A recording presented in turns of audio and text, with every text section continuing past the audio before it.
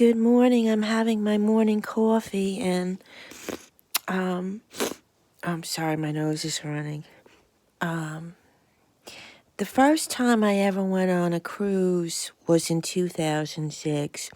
I was supposed to go with Sophia Petrillo and her friend Maggie. And Sophia caused so many problems. She caused so many problems with me, with Maggie, and the travel agent. And I was working. And, you have to request in advance time off. And she was really screwing it up. And I said, pardon my French, screw it. I'm going to go by myself. So the first cruise I ever went on, I went by myself. And you know what? It was one of the best decisions I ever made in my life. I was so blessed. I got seated at a dinner table with people who were either traveling alone or there were these two sisters that took their mother and their aunt. There was a divorced man, a single woman. I'm trying to remember them all. Me. There was it was like a great, we all were very polite with each other. We went and did things together. We got off the ship together. It was like everybody was just so kind. It was like a blessing. And the single woman who was sitting to the left of me at the dinner table, I used to have her business card. That was so many years ago. She was a PhD and a professor at NYU. And she was like kind of different from me. Like she didn't wear makeup. She wore kind of collegiate type clothing. She had short hair, kind of like Carol Burnett did back in the day. And she was like a very serious person. And I probably come across initially as being like an airhead, but I'm not. And I think by the second night she saw that. And she asked if we could talk. Oh, and she was also a psychologist. And she had multiple degrees. So after the dinner on the second night, she asked if after dinner we could go sit someplace quiet, like in the Lido, and have coffee or whatever and talk. And she confided to me, like she needed to confide. This very serious looking and sounding woman poured her heart out to me about her relationship. And I don't remember her name, but her boyfriend's name was Victor. And she talked all about Victor. All of a sudden, this very serious looking woman, very businesslike, morphed into a Disney princess. And I think she needed someone to listen, and she knew I had that kind of passionate heart, romantic heart. And we ended up staying in touch a little bit afterwards, and we talked about meeting in the city, and I don't know what happened. But we used to email, and I think we spoke on the phone. This is back in 2006. So anyway,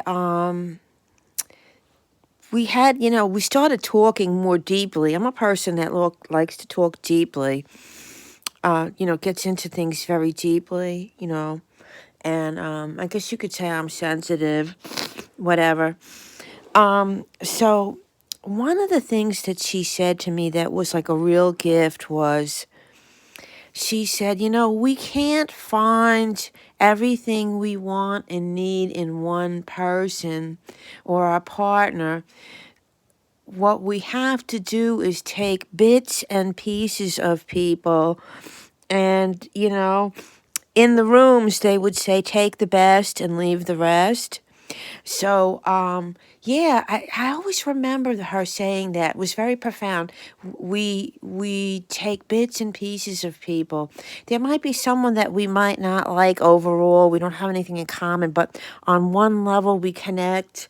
And then there are other people that you connect with on many levels, but yet there's something that you feel like you still need, and without being not their best friend or unfaithful to them, you find it in another person, and it's okay. As long as you're being honest. So I just remember that, and I do believe she was correct. She was a very spiritual person, very educated, very down to earth, but she hid a very passionate heart. And I don't know if anything ever got resolved with her boyfriend. It was a long-term relationship. She lived in Manhattan. He lived in Long Island. It was like for many years, but he was commitment phobic. I think she wanted like to live together or maybe to move out to Long Island or have him move into the city. I don't know, but she had wanted more and he wasn't giving it to her. So, I don't know wherever she is, and I feel terrible that I forgot her name. Maybe one day I'll find the business card or her name will come to me. But she did teach at NYU. And, she left me with that little gem about bits and pieces of people. And, I see strength in certain people. I see humor in certain people. I see passion in certain people. I see loyalty. Maybe you just can't get everything all in one package. Or, like she said, bits and pieces. I don't know what I've offered to people in my life. My sister at one point said that I was a very motherly type person, and I cried because I thought it meant that I was a nerd and boring. I think that to some people I was like that solid nerd, that ride and die friend, that person that they could always count on. And as I got older, I didn't like it because I wanted things to be more mutual. Then I got to the point, maybe a little too late in life, where I realized not everybody relates to people the same way, One day you're the ceiling, one day you're the floor. I have spoken about my late friend Anita and how she impacted my life. Sophia Petrillo impacted my life. There are other people that I've spoken of. I haven't used names on them. My ex-husband, my kids, my sister, my parents, many people that I knew. Even like these silly dates that I used to go on, like to pass time, or just for a social outlet. Just about every time I met someone, like socially out in public, and we sat and talked, there was an exchange and a communication. And I always left taking something away from the meeting, even if it was like kind of not the most positive meeting. There was always something that I felt like I learned from meeting that person. It could have been like a factual thing, or it could have been like an idea, or just a point of view, or an anecdotal story, whatever it is. But like every time you meet someone, it's like a reason, season, or a lifetime. So, yeah, this is like maybe a little boring, serious type thing.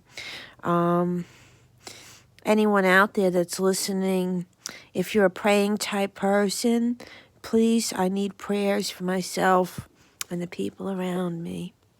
Anyway, everyone, have a great day, and thank you so much for listening. Love you. Bye.